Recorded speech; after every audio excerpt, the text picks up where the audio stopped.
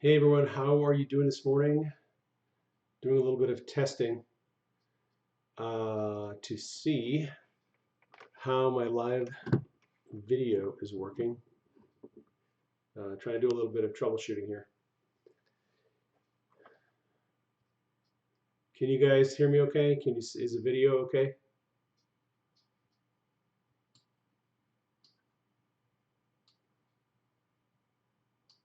Video's okay? You can hear me all right?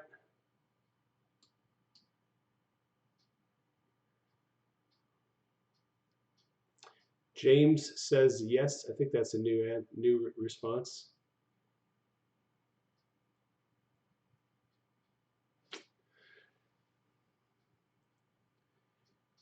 Bob Burns, you like the podcasts and the books?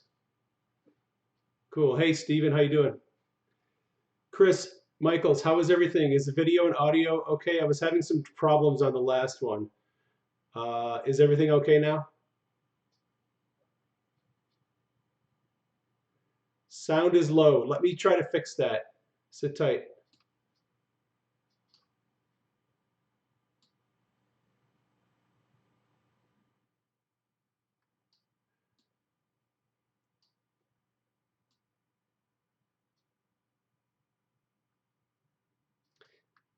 Does that change the sound at all? If I if I use these settings, is that better or is that worse? Is there any change? Meltoria Woodside, how does the sound now?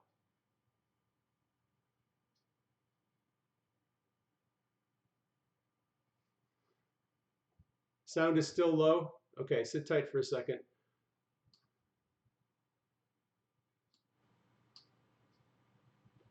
How is the sound now? I'm messing with the settings a little bit, trying to get the microphone set up right. How does it sound now? Any change? Test 1, 2, 3, test.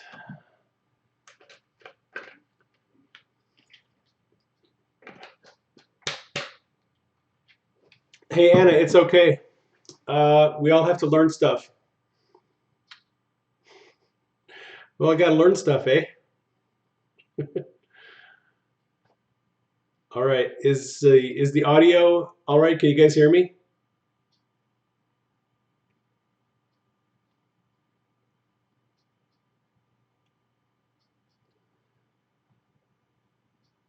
Says offline. I'm showing that it says my stream is live. So you may want to refresh your screen. Um, shouldn't say offline. It should say online. This is strange. You're not seeing anything. Oh my gosh, what's going on here?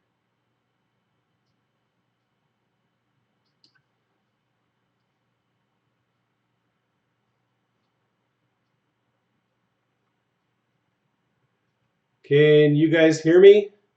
Don't see anything. All right. Hang on, I'm going to start over again. Dang it. What the heck?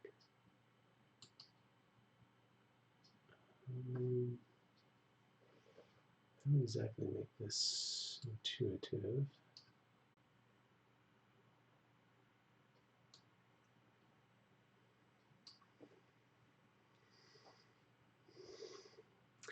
All right, I am back online. This is a bit frustrating. Can you guys hear me? Can you see me?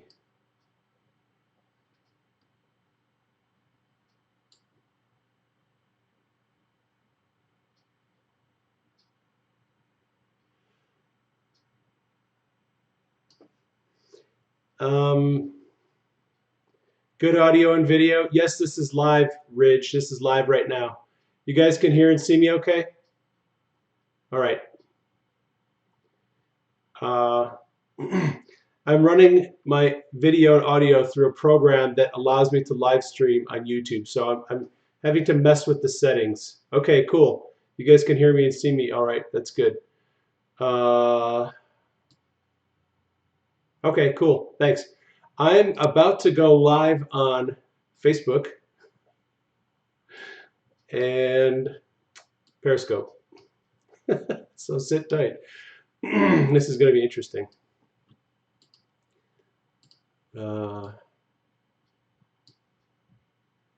I have to get everything set up so I can see the chat. There we go.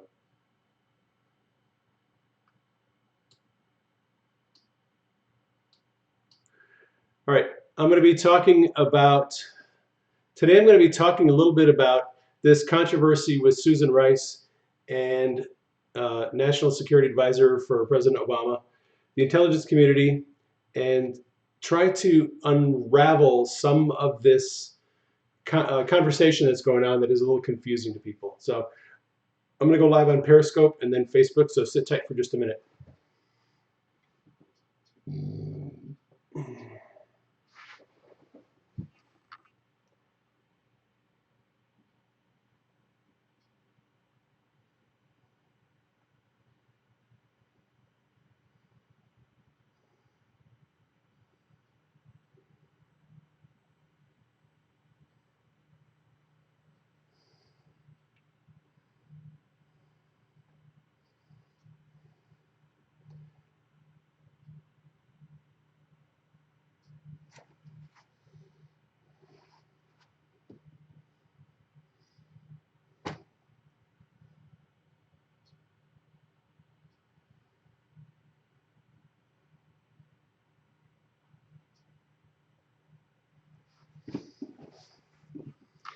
Hey guys, sit tight for a second. I am simulcasting live on Periscope, Facebook, and YouTube all at the same time. So if your stream is not working real well on Periscope, you guys can hop over on my YouTube channel and catch me there. Or if you know where I am on Facebook, you can catch me there. How's that sound? Let me do something real quick. I'm going to spin this around.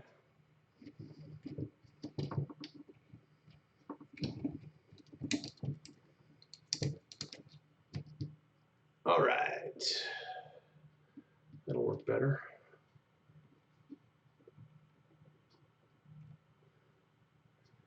No sound on YouTube. I just restarted the video. It should be working on YouTube. I had to do 3 tries on YouTube to get it working. The guys say on YouTube that it's working now. So if you want to go there, you can. If not, you are welcome to hang out here. Like I said, I'm going to be trying to do a simulcast on all 3. So that'll be fun. Fun for everybody. Facebook, yeah. David Joseph on Facebook. I go by Dave. You guys know that. All right. So, yes, CNN is claiming it is a diversion. How fun. Mr. Don Lemon's comments were very interesting this morning or last night. So I'm setting up the Facebook video. You guys sit tight for a sec.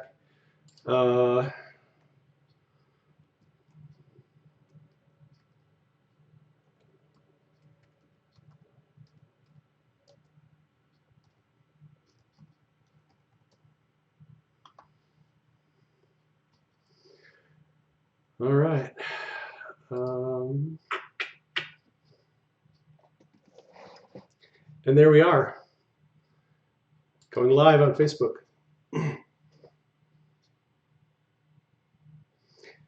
All right. And there's going to be glare on my glasses from the computers. The people were complaining about that the other day, so I'm going to try to keep this down. All right. For you folks on YouTube, oh my gosh, this is so much fun. And there is my YouTube video. All right, I can see everybody. Cynthia, I don't know why you couldn't comment on my Periscope last night, and I apologize for dropping off suddenly on Periscope. All right, Facebook just died, so sit tight. I gotta try to restart this. What the heck? Maybe Facebook won't let me go live. Then it's just going to be YouTube and Periscope.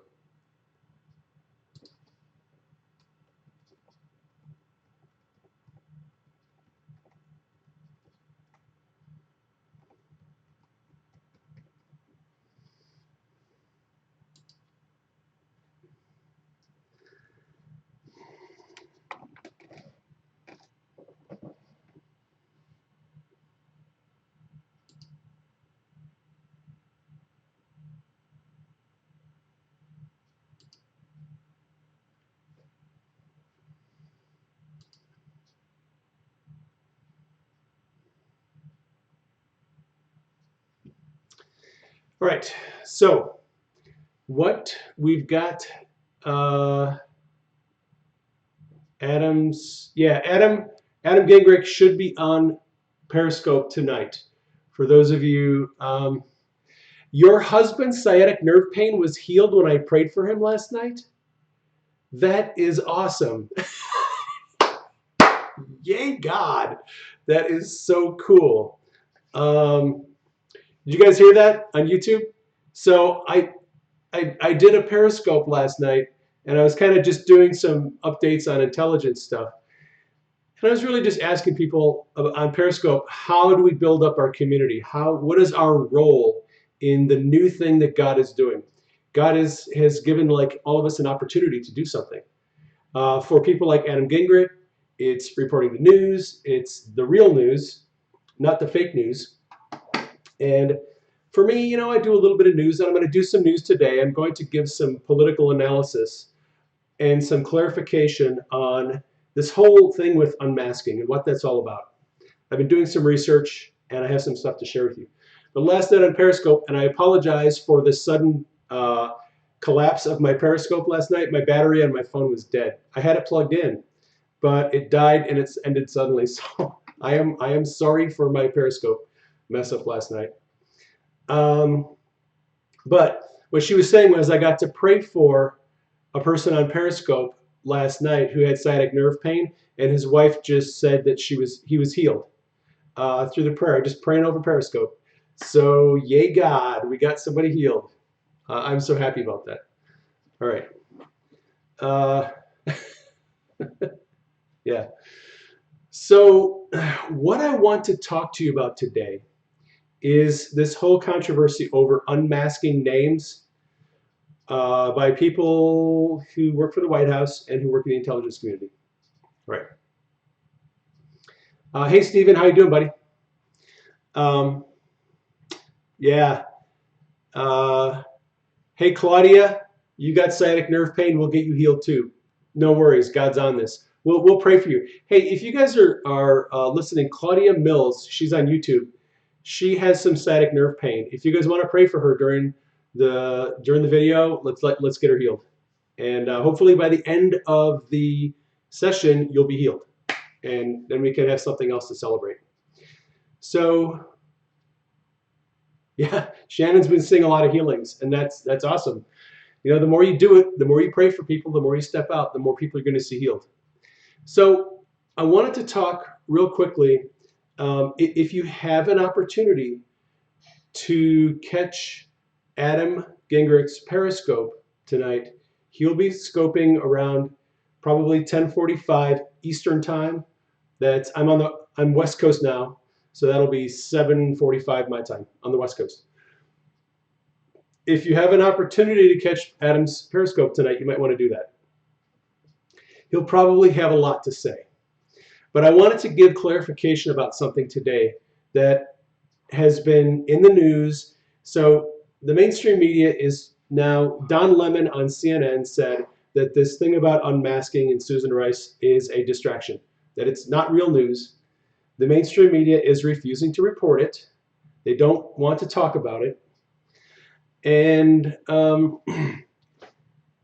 we have other people who are folks who know a little bit about this, and they're saying that it is legitimate and it's a real problem. So the people who are talking about unmasking, who do not want to implicate Susan Rice or anyone in the Obama administration, they're saying a couple of things. One of the things they're saying is the information that was picked up was part of incidental collection and there's no big deal. Okay, so let's look at that argument. It may or may not be true that this information was picked up as part of incidental collection. That is a narrative that has been put forward, but there is reason to believe it may not have been part of incidental collection. Okay? Just to let you know that may or may not be true. We don't know that. Those of you on Periscope, you saw my little thing on the whiteboard, right? The hammer. Okay, the hammer might take away the argument that this was incidental collection. We'll talk about that in a minute. So you have to know what incidental collection is. And for those of you who don't know, it's pretty simple. The intelligence agencies of our government collect phone calls, emails, and correspondence of people routinely, particularly as it involves agents of foreign governments. Okay, so Ambassador Kislyak, who was talking to Mike Flynn, Russian ambassador talking to Mike Flynn. The NSA routinely gathers intelligence on representatives of other governments like Kislyak. If they're talking to an American citizen, that intelligence, those conversations are considered incidental. It means it's not intentional. We're not actually that. The person, when they refer to incidental collection, they're talking about collection of information on a person who's not a target. Okay. So what some people in the media are saying is, well, the information that was gathered on President Trump and Mike Flynn is incidental collection. Well, okay, that might be true. Maybe it is incidental collection. Maybe they were targeting people from other countries, and the information about Trump and Flynn was gathered incidentally. That's fine. May or may not be true. We don't know. That's not the point. As Northwest Prophetic says, true but irrelevant. It's not the point. The point isn't how the information was collected. The point is, what did they do with it? That's where you run into legal issues. So if you hear somebody on the news saying, oh, it was incidental collection, it doesn't matter, you have to say, no, hang on. Incidental, how the information is collected is not the issue. The issue is what was done with it, okay? This is where it gets interesting. There were spreadsheets ordered by Rice on the, yes, exactly. We're finding out more information about what was actually happening with respect to Susan Rice and the collection. And it's very interesting what's going on. So if someone says information was incidentally collected, you can say, okay, sure, yeah, maybe it was. Let's go to the next step. What was done with the information? All right. Most of our intelligence information is gathered by National Security Administration, NSA.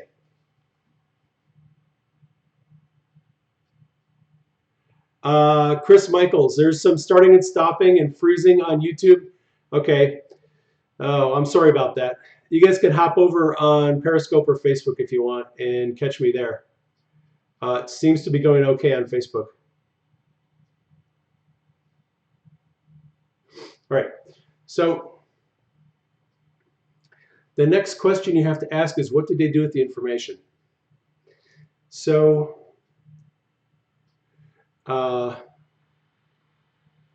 NSA, well, first we're going to look at who gets the information.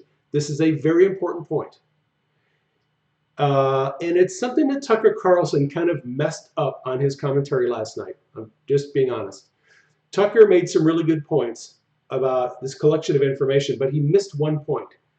He said that the White House may have a reason or a right to gather the information and share it with other intelligence communities.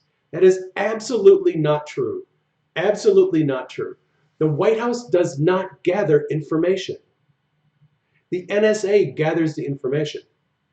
Sometimes the FBI gathers information.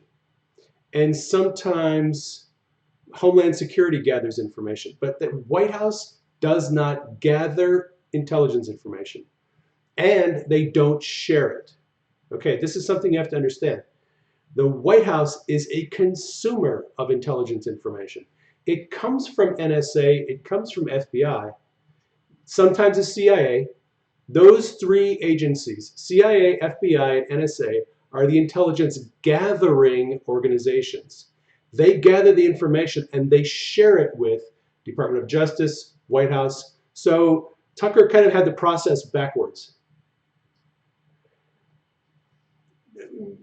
Rice may or may not have needed to get permission from Obama to get that information en masse. That's not really the issue. Let me explain here in a minute. So the first thing we have to understand is the intelligence information comes in through either FBI, CIA, or NSA. It is the raw data is collected by those agencies. It is collected, they make reports, and they give the reports to the White House. They give the reports to the DOJ. They give the reports to other agencies, okay? Congress, that's how it works. Congress never gets raw data. They only get information that comes from NSA that has been properly secured, unmasked, and there's a report about it. They never take the raw data and just give it to Congress. That's one of the problems that Devin Nunes is having, because Devin Nunes was given raw information. And as a former chair of the House Intelligence Committee said in an editorial, that never happens. It is not supposed to happen.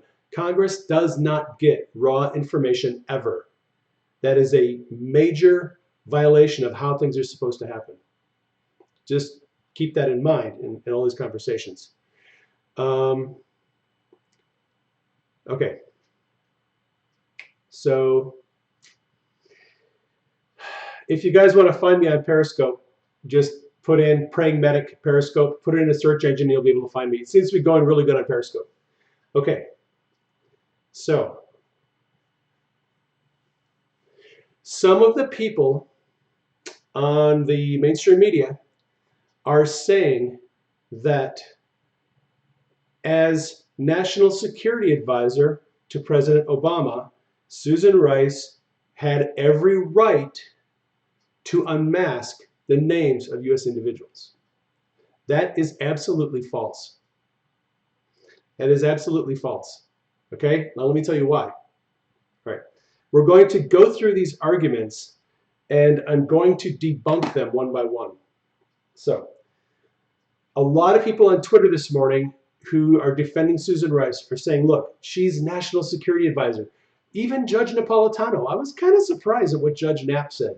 Even Judge Napolitano this morning said, Susan Rice has the highest level of clearance. She has a right to unmask names of people in security in reports that come from the NSA. All right, you have to think about this. NSA, FBI, and CIA gather the intelligence. They secure it in computers and devices that are apps that no one can get into. They're highly classified information. You only have access to that information if you have a need for it. Here's the thing. You have to have a need to get at this information. You have to understand who Susan Rice was under the Obama administration. She is not part of the NSA, she's not CIA, and she's not FBI. She is a White House staffer. She's on staff at the White House. Her position is something like press secretary. Okay? She is part of the White House staff. She is not part of it, strictly speaking, she's not part of the military intelligence gathering, totally different branch. Okay? Susan Rice is an advisor to the president. She's part of the cabinet. She's part of the staff. If she wants to get information that's classified, she has to go to the agency that collected the information and she has to tell them why she needs access to it. And then she has to have somebody in the agency unmask it. She can't just do it herself. That's the thing. A guy who has worked in the government for quite a while had an interview this morning. He said, look, even as the National Security Advisor, you can't just go and unmask any US citizen that you want to. It doesn't work that way. You have to go to the agency. You have to have a valid reason. And in this case, in many cases, if you are national security advisor to the president, your request has to involve national security. Okay? If you want to have somebody unmasked, it has to be an issue of national security. All right? What do we know about the conversations the Trump team was having with, like, what was Flynn talking about with Ambassador Kislyak? FBI and the CIA, Mike Rogers, NSA director, said there wasn't anything that had to do with national security. All of these conversations had nothing to do with national security. That means Susan Rice had no need to have anyone unmasked because it didn't involve national security. So as we're walking through this process, we need to understand that even as national security advisor, you only have a right to certain information, and you have to have a valid reason for it. In order for Susan Rice to go to NSA or CIA, she has to be able to present a case. In some cases, she'd need a warrant to get the information, to have it revealed. Okay, so the farther you go down this road, the more you're going to understand. And this is what Mike Rogers and James Comey said in the House Intelligence Committee investigations a couple of weeks ago. Comey said, the process for getting names unmasked is very laborious. It's very tedious. It is a tightly controlled process. It's not something you just do. There are reasons. There's some very, very strict controls on this process, and there's a reason for it. Okay? So this is not, when you hear the news saying this is something they routinely do, that NSA director or National Security Advisor would routinely do, that is a lie.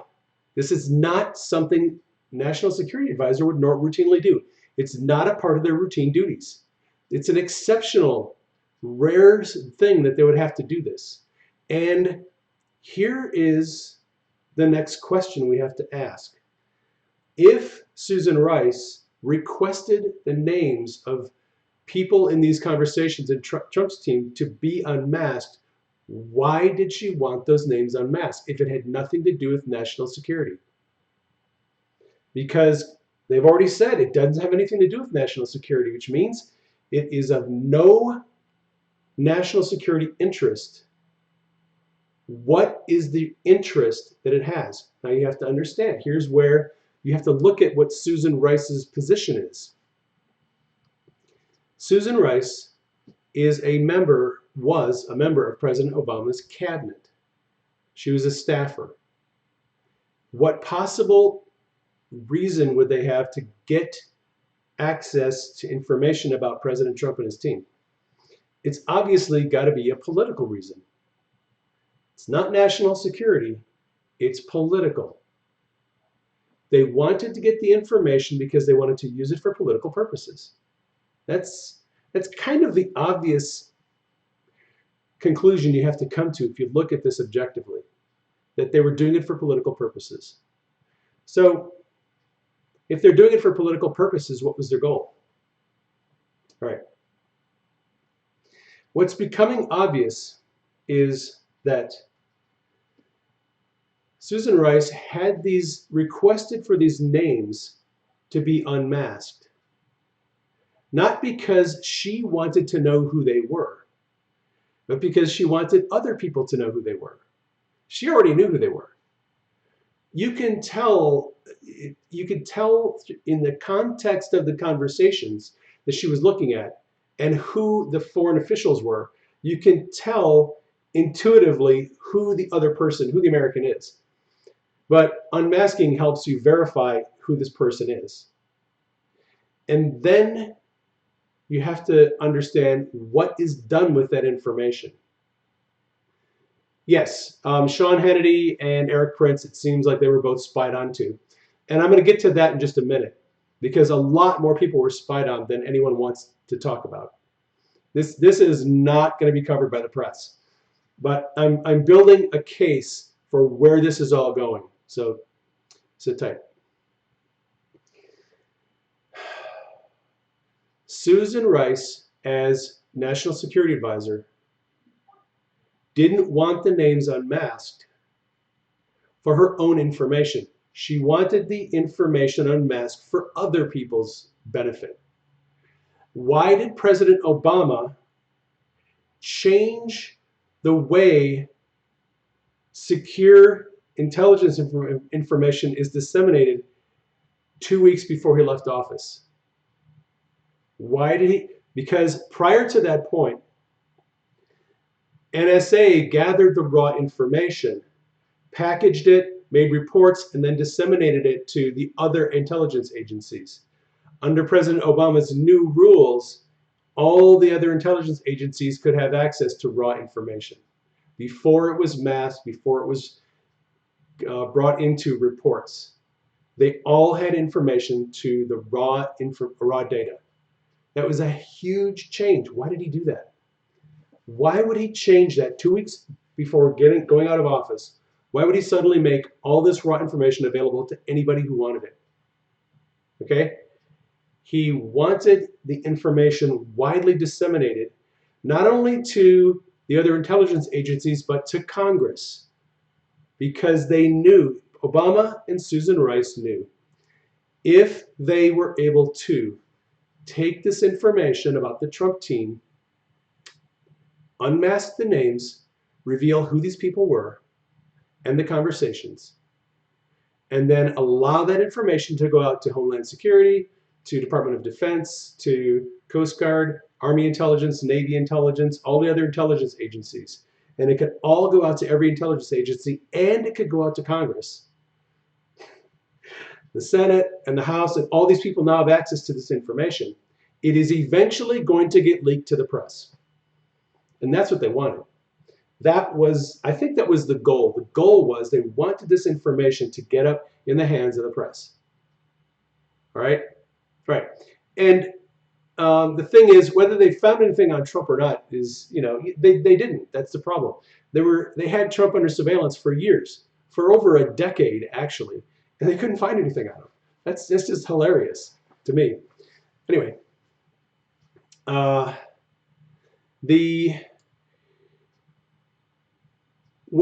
what's apparent to me now is that the goal of the unmasking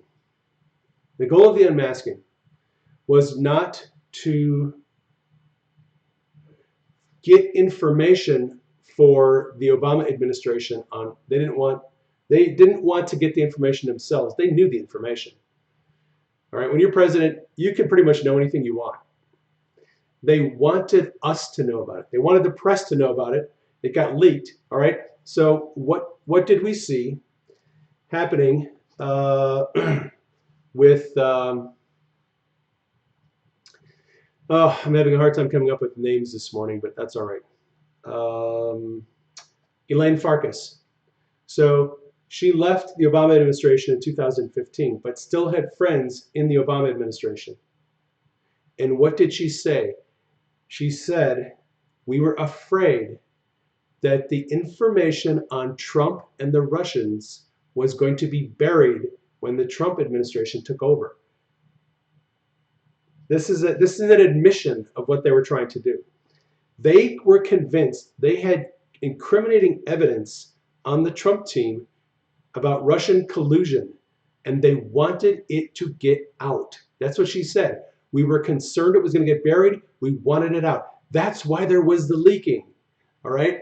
They set this all up so that the information could go out to as many people as possible, as wide a spread as possible, so that it would get leaked to the press. That's what they wanted. That's what Farkas basically said. She said, we did this because we didn't want the information to get buried. We wanted it to get out to the press. We wanted it leaked. Okay? That tells you what Susan Rice and Obama and Clapper and Brennan and all of his cronies, what they were all thinking is they had to find a way to get the information unmasked out in the open, get it to Congress, get it to the press, get it to everybody, so that everyone would know that Trump and his team were colluding with Russia. All right? Only problem is 2 or 3 or 4 of the steps in this process are illegal. All right. And number one, there was no collusion, right? So we know that. If you listen to FBI and listen to the guys that have the intelligence, they said, look, we really don't have any evidence of collusion with Russia. I mean, were there conversations? Yes. Was there collusion? Was there Russian hacking of the election? Not really. There's no evidence of that, right? So the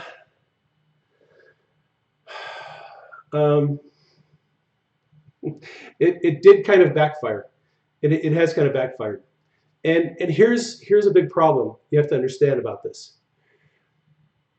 The information that they gathered, when NSA, when National Security Administration, takes intelligence information that they've collected, whether it's from foreign individuals or US individuals, it's classified information.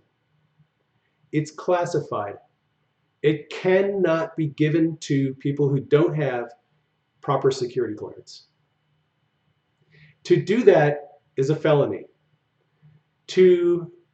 If Susan Rice requested the unmasking of a name in a report, and then she took that information and gave it to anybody who did not have proper security clearance, she violated federal law. They not only did they unmask names with no legitimate purpose, they took the information, disseminated it to people who had no right or reason to have it, no security clearance, and then gave it to the press. All right, this is what Katie Walsh is up against. So Katie Walsh is Reince Priebus's was Reince Priebus's assistant, and we now know that Katie had been leaking information to her buddy at the New York Times.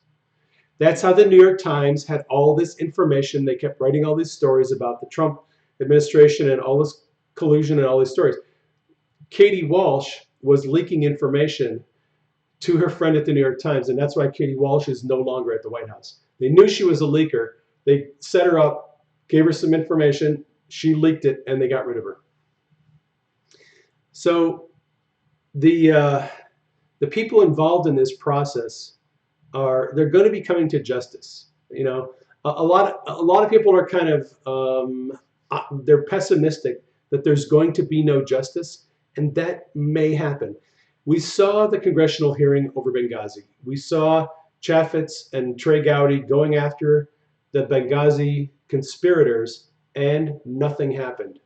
They were guilty as sin. They were dereliction of duty. There's good reason to believe that we actually sold Stinger missiles to ISIS and Al-Qaeda and sold sarin gas to them, which is a complete violation of UN treaties. We were arming terrorists. Hillary and Obama could be put away for a long time if they ever got charged for what they did regarding Benghazi and Syria and Libya. But nothing came of it. So it's understandable why people are sitting there going, nothing's going to happen. These people are just going to get away with it. Nothing's going to happen. That is one possible scenario. It's possible that we're going to have the congressional hearings. They're going to go there and show their teeth and bark and growl, and then nothing's going to happen. That's possible, but I don't think that's going to happen. If we citizens put pressure on Trey Gowdy, put pressure on Jason Chaffetz, if we put pressure on these people in Congress to go after the truth and make sure that these people are held accountable, there may be prosecution, but they're not going to do it willingly. We're going to have to make them do it. We're going to have to be on Twitter. We're going to have to hammer them. We're going to have to go and call their office in Washington and make sure that they do this. We have to hold their feet to the fire. We have to make sure that they hold people accountable who are doing this.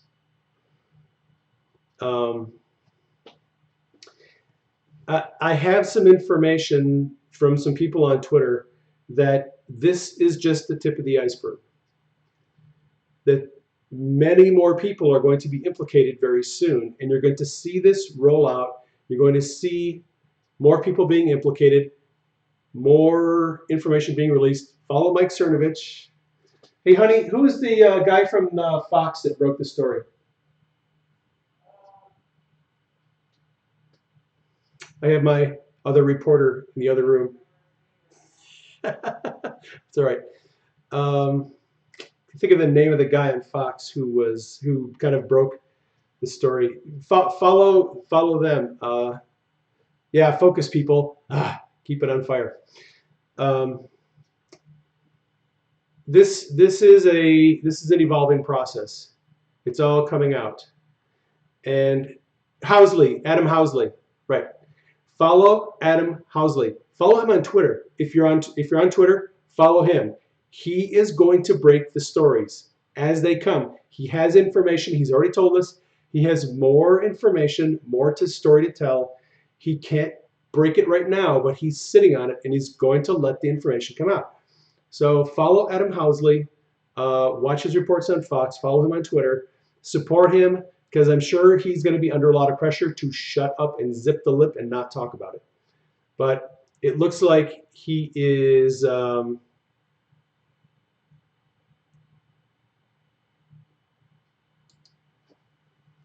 on. People on YouTube are asking where they can find me on Facebook. All right, so we are at the beginning stages of this. We're early in the process. Be patient. Don't lose your cool. Don't become frustrated. Don't give up hope. It's easy to become hopeless when you see that nothing's been done in the past. We need to have hope that we have a new administration. We have a new attorney general. Now think about this. Loretta Lynch has the very good possibility that she's probably going to have to testify before Congress.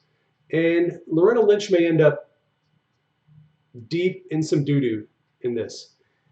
I'm not saying that this is a vendetta or that Jeff Sessions is a vindictive person. Jeff Sessions is a straight up guy.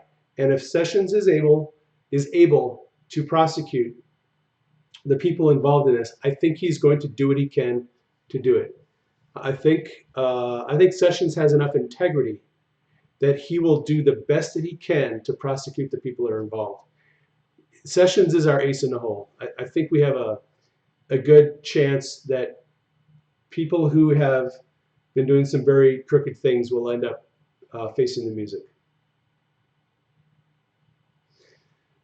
Rice's interview contradicts what Clapper said. Yes, and that's a big thing because Rice and Clapper now are going to have this fight going on between each other. Finger pointing. No, it was her. No, it wasn't me. It was him. You're going to see the rats jumping ship, and you're going to see people trying to save their butts.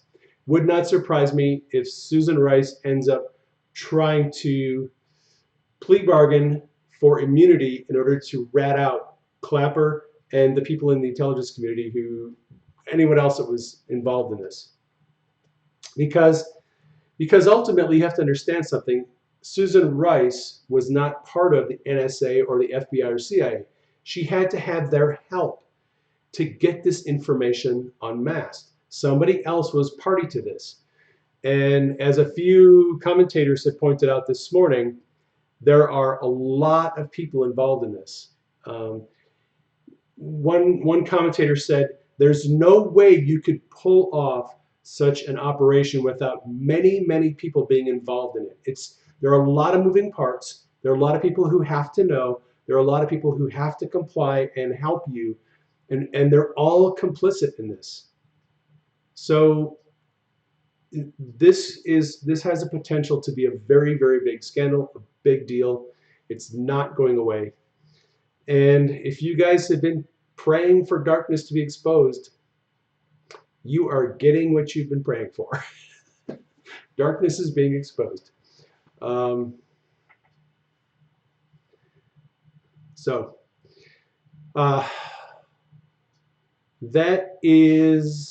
about all I have right now for you guys. I have to go off air soon, and I have to record another video for my class. I'm going to be talking about power for healing today. on my video and get that recorded and edited. And I'm getting closer and closer to having my online class available. So I've been praying for 2 years. Yeah, you guys are awesome. I really appreciate your prayers. You know, keep praying for Trump. Keep praying for his team. Pray for people like Adam Gingrich and Cernovich and Adam Housley, and guys who are breaking the news and helping us understand it. Pray for them that they'll continue and not be turned back, that they'll continue to have boldness, that they will continue to reveal the truth and share what they know with us, that their platforms won't be disintegrated. There's a lot of pressure there. Look, I've already seen a lot of reporters go under in the last year. Platforms folded, pressure from their bosses, pressure from their sponsors because of what they're talking about. There are a lot of people who do not want this coming out. So our prayers need to be focused on making sure the truth does come out, that it is reported. All right, I got to make some more coffee and get my video recorded. Any questions before I go?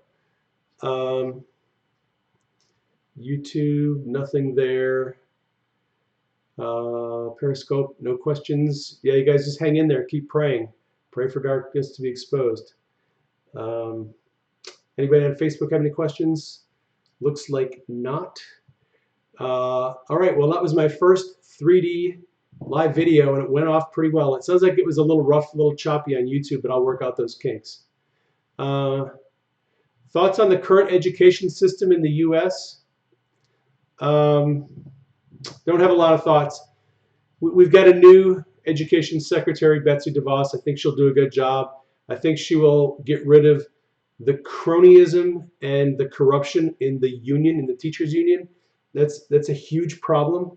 I think Betsy is up to the task. She was heavily opposed by a lot of very corrupt people, and I think she's going to clean up the education system, the Department of Education. Drain the radical liberal socialist teachers. Yeah, that might be a good place to start. As far as we know, President Obama is still in Tahiti. I still do not understand if Tahiti has a non-extradition treaty with the U.S. It's actually part of the French Polynesia. It's technically sort of like a protectorate of France. So then you have to look at, does France have an extradition treaty? And what treaties do they have with the islands? Because French Polynesia, French Guiana, they all have separate things. It's very difficult to discern whether Tahiti actually has an extradition treaty with the U.S. And I don't know. And we're going to find out. We'll find out if President Obama is ever going to come back to the United States. It's going to wait. Neil Gorsuch. Guys, keep praying for Neil Gorsuch to be approved. I don't think we have much to worry about there. It looks to me like Mitch McConnell is absolutely ready to go and do the nuclear option, suspend the rules, and if that happens, Gorsuch is going in either way. He's going in either the traditional way with a 60-vote majority, or they'll do the nuclear option and we will get to 51 votes. Gorsuch is going to be our next Supreme Court justice, so we can start rejoicing about that. If you guys get a chance, try to catch Adam Gingrich's scope tonight. He'll be on Your Voice Radio at 8 o'clock Eastern, and then a couple hours later, after he has his daughters in bed, he'll probably do his Periscope. And I am definitely going to be there on that scope because it's going to be good. He's going to have a lot of good information for us. How often do I plan on being on Periscope? I guess I'm going to try to do it a couple of times a week. I don't necessarily want to be like on Periscope 3 or 4 times a day, just rambling about nonsense. I don't want to be on live video unless I have something important to tell you.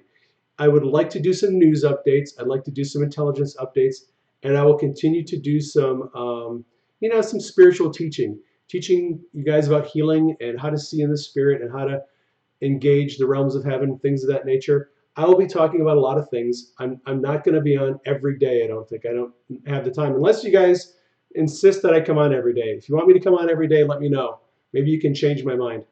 Um, but I got to try to get some books written, and I got to try to get some videos made for my classes. So I have a lot of stuff going on. Well, if you get addicted to me, I guess it's better than heroin, right? So we have that working for us. uh, yes, Brian, good point. There is almost no way you could honestly say that Obama did not know about this, right? So if Susan Rice was going to the NSA and getting things unmasked, Susan Rice would not take it upon her own initiative, I don't think, to just wander over and talk to Rogers at NSA and say, hey, by the way, I need these names unmasked on these reports. If she was doing it, it was at Obama's request, almost assuredly. Oh, you know what? I'm not done, so don't leave. I got to talk about the hammer. It's on my little whiteboard back there. I got to talk about the hammer. Okay, so I told you earlier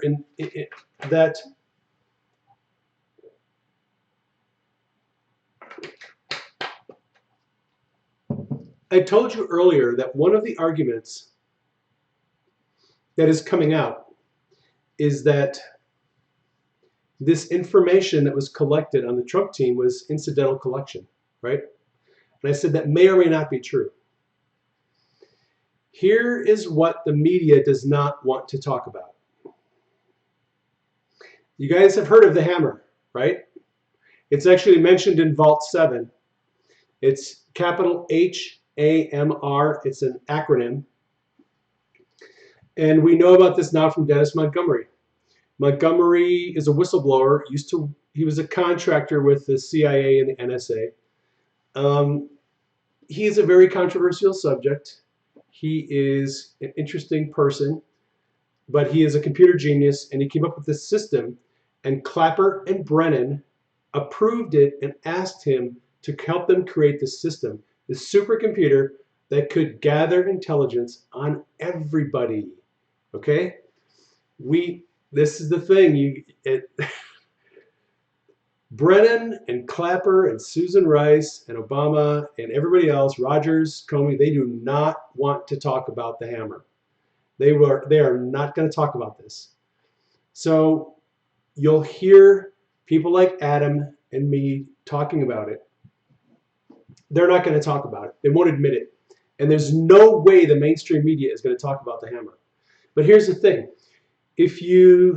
I posted this link on my Twitter timeline from a news site that had very good reporting, and they had the SoundCloud audio files of Dennis Montgomery's revelation about the hammer, that he helped NSA build the supercomputer. Right. In one of the reports that I read, it said that they had been doing surveillance on Donald Trump all the way back to 2004. 2004. During the Bush administration. That's actually when they started doing this mass surveillance and gathering intelligence on hundreds of thousands of people. So the NSA has these buildings in various places in the United States, massive buildings, and all they are is huge servers that store data. Whether you're on T-Mobile or Verizon or AT&T, it doesn't matter. They are collecting your phone logs, they're collecting your conversations, they're collecting your emails, they're collecting your browser information. They're storing all the raw data on these servers. They have been for years. They store the raw data, and when they want to find out specifics, they can access the data that they already have gathered. So they're intentionally gathering data on everybody. That's what the hammer does. It gathers intel on everybody, and it stores it. At a later date, if they want to access it, they've already got the information. All they do is go in, they sort through it, they can index it by phone numbers and email addresses. They can, once they have your phone number identified, they can cross-reference other files in other databases and pull it all together and have a report on everything about you if they want to. The hammer has a lot of other capabilities. That's not what this message is about. But when someone says this information was incidentally collected, look, the reality is the government wants you to think that they're keeping your information secure and that they're only gathering certain information if they have a warrant and it's national intelligence, and they're not gathering information on anything else. That is total BS. That is absolute BS. They want you to think that they're not gathering intel on you, but they are. They already have been. They've been doing it for years. The page that I saw that was taken from the Hammer database had information on Trump and his family all the way back to 2004.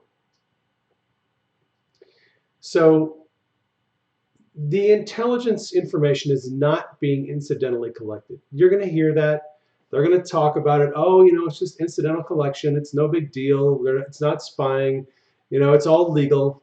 Well, I got news for you. If you believe that, there's a bridge down the road in the desert I'd like to talk to you about buying. You know, I've got a lender. You can just sign the papers and you can have the bridge. It'll be a really good deal for all of us. They're collecting a lot of intelligence information on all of us. And so, you know, you're going to hear the incidental collection. Oh, it's all incidental. Just keep in mind that there's a bigger picture and they don't want to talk about it. They don't want to admit that that stuff exists. It'll be very interesting to see if the discussion of mass surveillance comes up in these congressional hearings. Here's the problem. Here's the problem. Congress knows it's going on. Congress appropriates the money and approves the building of these surveillance systems. They know it's happening. They don't want us to know. And now that we know, now there's uncomfortable conversation. Okay? It's like, we know what you've been doing. You know what you've been doing. And now we have to have this conversation. Why did you authorize this? Why is our tax money being used to do mass surveillance on our citizens illegally? Why are they taking our bank account information and illegally getting our bank information? That's in the Hammer. The Hammer has the ability to do brute force attacks on banks, and they've done it. They've done it to Bank of America, and they've done it to Wells Fargo. They just did brute force attacks, blew past their internet security, got past their passwords, gathered bank account information, credit card information, passwords, and PIN numbers on hundreds of thousands of Americans. And they've been doing this for years. And Congress doesn't want us to know that this is going on. The problem is, many of us already know. If you've been reading, if you've been paying attention, you know this is already happening. All right? So, cite sources. Yeah. So Alex Jones, I think, is not maybe the best source, although he has talked about it. Gosh. I have some articles on my Twitter.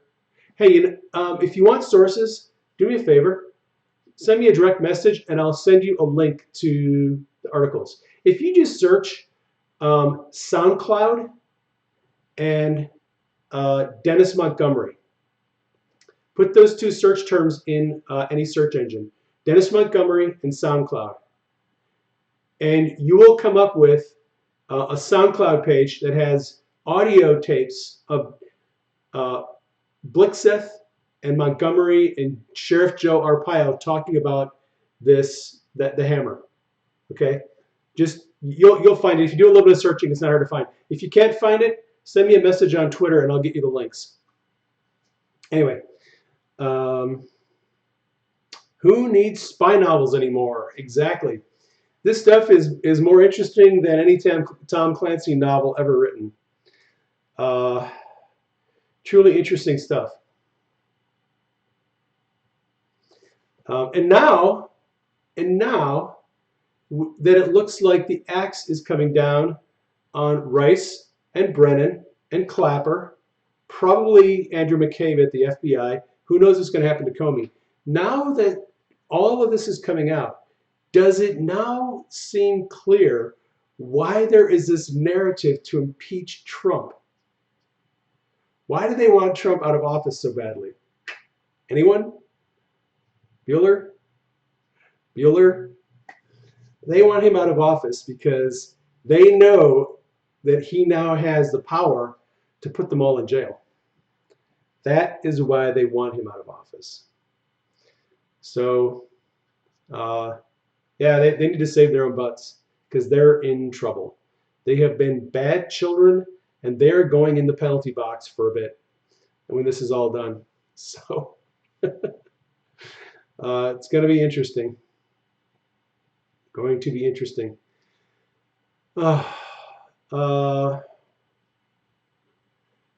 Just checking out questions. Anyone has any questions?